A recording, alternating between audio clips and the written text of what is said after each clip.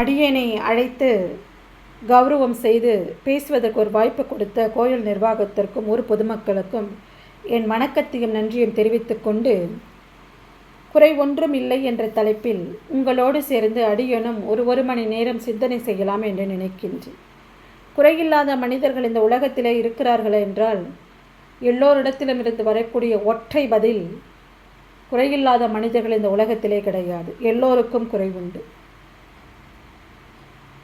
வீடே இல்லை, வாடகை வீட்டில் இருக்கிறவன் சொந்த வீடு வச்சுருக்கான், அவனை பார்த்து குறைப்படுறான். எவ்வளோ நாளைக்கு இந்த வாடகை வீட்டில் வாடகை கொடுக்க முடியும்? அவனுக்குன்னு சொந்தமாக ஒரு கூரை வீடாவது இருக்கேன்னு குறைப்படுறான். நடந்து போகிறவன், சைக்கிளில் போகிறவனை பார்த்து குறைப்படுறான். படிக்காதவன் படித்தவனை பார்த்து குறைப்படுறான். பணக்காரன் சாப்பிட முடியலையே, எல்லாம் இருந்து விதவிதமாக சாப்பிட முடியலையேன்னு குறைப்படுறான். ஏழை அன்னன்னைக்கு போனால் தானே சாப்பாடுன்னு நினச்சி குறைப்படுறான். மனிதனுடைய குறை ஒன்றா வேறுபடலாமே கண்டு எல்லோருக்கும் குறைகள் உண்டு. மனுஷனுக்கு தான் குறை இருக்கா? இறைவனுக்கெல்லாம் குறை இல்லை என்றால் இறைவனுக்கு கூட குறை உண்டு. முருகப்பெருமானுக்கு மாம்பழம் கிடைக்கலையேன்னு கோச்சின் போயிட்டார். விநாயக பெருமானுக்கு தாயை போல தாரம் கிடைக்கலையேன்னு வீதிக்கு வீதி உட்காந்துருக்கார். சிவபெருமானுக்கு அம்மா அப்பா இல்லையேன்னு பிரம்மதேவருக்கு 5 தலை இருந்துச்சு.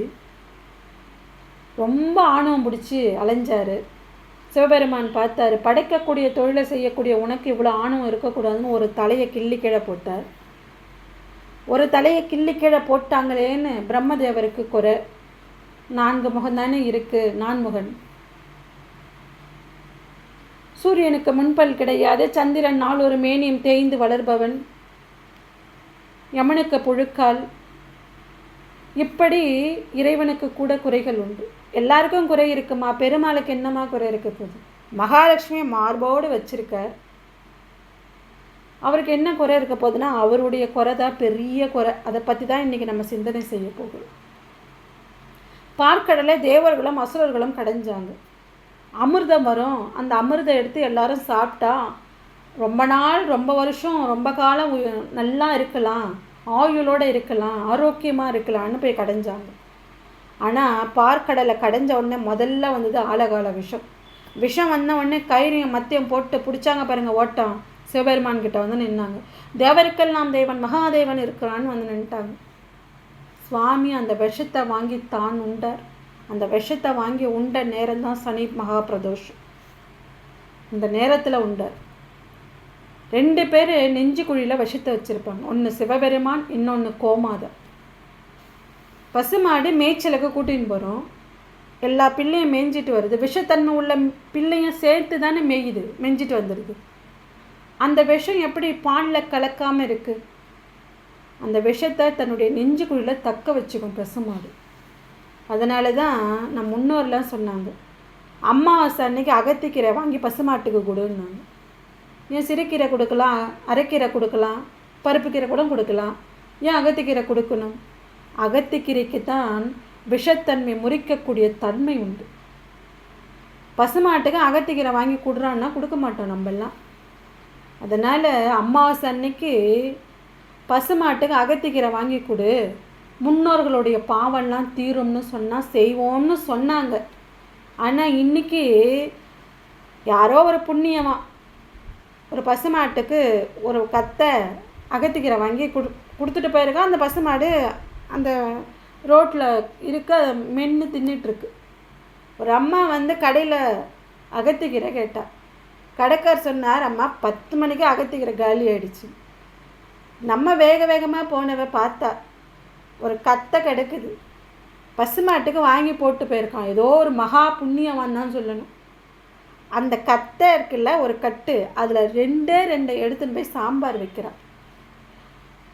அமாவாசை அன்னைக்கு அகத்திக்கீரை போட்டு சாம்பார் வைக்கணும், அப்போ தான் ஏற்றுப்பாங்க முன்னோர்கள்னு சொல்கிறா. அவள் முன்னோர்களுடைய சாபத்தை போக்குவாளான்னு எனக்கு தெரியாது. ஆனால் அந்த கோமாதாவுடைய சாபத்தை நல்லா வாங்கிட்டு போனால் அந்த அம்மா. இது நடந்தது. பார்க்கடலை இது போல் கடையிறாங்க. ஆழகாலம் விஷம் வந்தது, சுவாமிகிட்ட எடுத்துன்னு வந்து கொடுத்தாங்க. சிவபெருமான் தான் உண்டார். சுவாமி அபிஷேக பிரியர், நெஞ்சு குழியில் விஷத்தை வச்சிருக்கார். அவருக்கு நீலகண்டன் ஒரு பேர். பெருமாள் அலங்கார பிரியர், அலங்காரம் பண்ணிக்குவார். மறுபடியும் போய் பார்க்கடலை கடைஞ்சாங்க. சிந்தாமணி, சூடாமணி, காமதேனு, கற்பக விருட்சம், இப்படி ஒவ்வொன்றா வருது. ஒவ்வொன்றா ஒவ்வொருத்தவங்க எடுத்துக்கிறாங்க. மகாலட்சுமி வந்தா. பெருமாள் பார்த்தார்.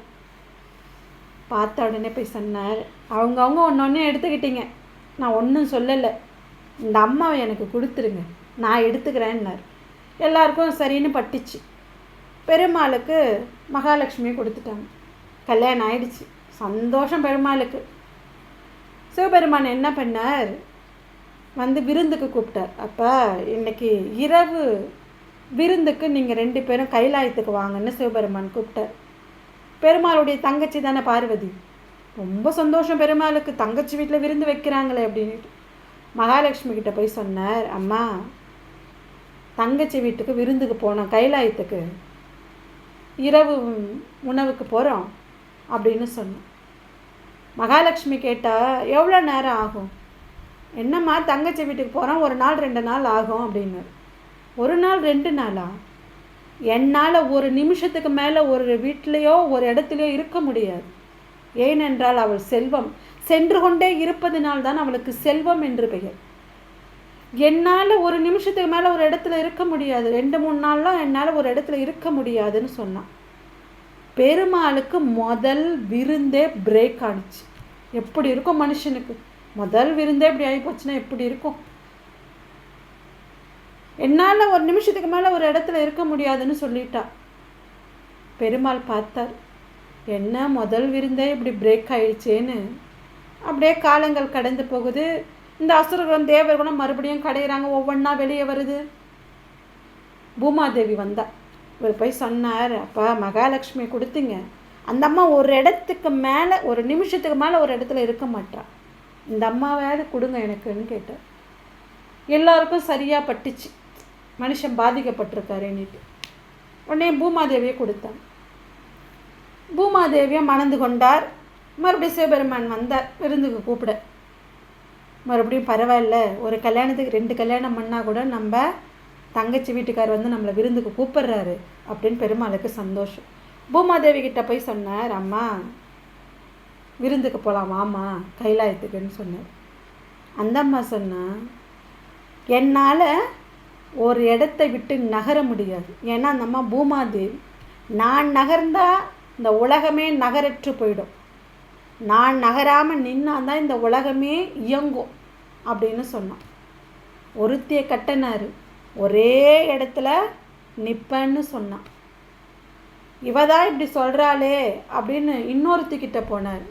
அவ சொன்னா, ஒரு இடத்துல ஒரு நிமிஷத்துக்கு மேலே நான் இருக்க மாட்டேன்றான். பெருமாளுக்கு எவ்வளோ சோதனை பாருங்க. மனுஷனுக்கு ஒரு விருந்து கூட போக முடியலன்னா எவ்வளோ கோபம் வந்திருக்கும். சுவாமி அதெல்லாம் நம்மக்கிட்ட வெளிக்காட்டுறாரா? ஆனால் நம்ம கேட்குற எல்லாத்தையும் போய் நின்று நம்ம குறைய சொன்ன உடனே நம்ம குறைய தீர்க்கிறார். ஏன்னா அவருக்கு அவ்வளோ பெரிய அனுபவம் இருக்கிறதுனால தான் நம்ம குறைய தீர்த்து வைக்கிறார். சுவாமி பார்த்தார், இப்படி மாற்றி மாற்றி குறை சொல்கிறாளுங்களே, நமக்கு விருந்து எப்போ தான்?